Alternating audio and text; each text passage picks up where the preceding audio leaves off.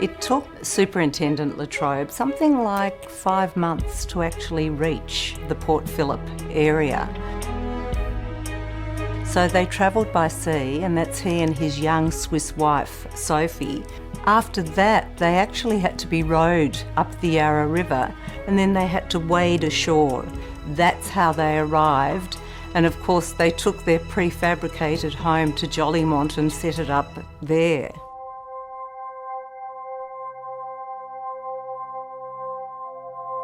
Charles Latrobe came to Victoria in 1839, and he came as the superintendent of the Port Phillip district, because Victoria wasn't its own self-governed colony at the time. It was a satellite of New South Wales. He arrived to a hotbed of issues as a young man who had no military background and no government background. But they needed somebody to oversee the sheep farms and the land that was down here in the Port Phillip district. There was no parliament, so Charles Latrobe was doing everything. There was very little public infrastructure. There were no roads, there were very few buildings, there were very few institutions. There were only about 10,000 non-Indigenous inhabitants at that stage. In 1851, gold was discovered. By 1852, there was an explosion of the number of people arriving here by ship. They were coming from all parts of the world, and Latrobe had to oversee this incredible population explosion.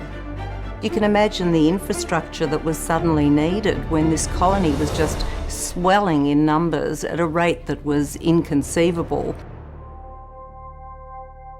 If you look at the spine of our city and go through some of our major institutions, you'll see that they have their genesis or their birth in Latrobe's time. So if you start with the University of Melbourne, ranked as Australia's #1 university, that started back in Latrobe's time. And then you think of the Royal Botanic Gardens, or most of the beautiful gardens that surround our city were all envisaged by Latrobe. Melbourne is now a UNESCO City of Literature. Well, that library was founded in Latrobe's era as well.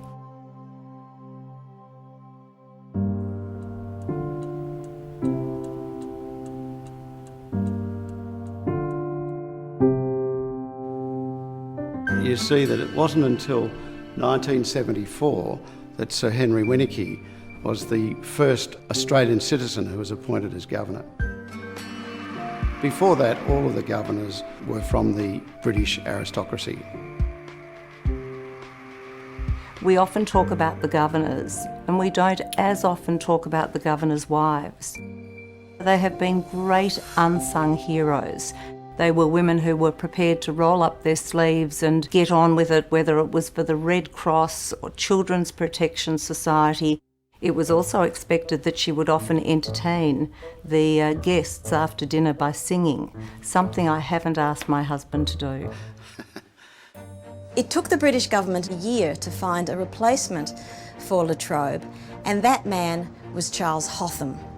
When Sir Charles Hotham and Lady Jane Hotham arrived in Victoria in June of 1854, they came here to Toorak House. Shortly after their arrival in Victoria, the position of Lieutenant Governor was changed to Governor of Victoria. So Lady Jane became the first official governor's wife, and she set a really high example because she was so much loved by the people of Victoria. She really enjoyed her role. Although Lady Jane had been brought up in privilege and as part of the British aristocracy, she had no airs and graces, and the people of Victoria really liked that. They arrived to discover a colony in an absolute mess. Unlike the governors of today, governors in Hotham's time actually had an enormous amount of power over people's daily lives. He was very inflexible, and this is where Hotham's naval training got in the way of, I'd say, his common sense. He's seen as the governor who oversaw the massacre at Eureka, that saw more than 22 miners and 4 military men killed. And this was a sign that Hotham's popularity had reached rock bottom. I guess the funny thing about Lady Hotham is that she would have made a much better governor than her husband. But in 1854, it would have been inconceivable to imagine that today we would have an Australian woman as our head of state.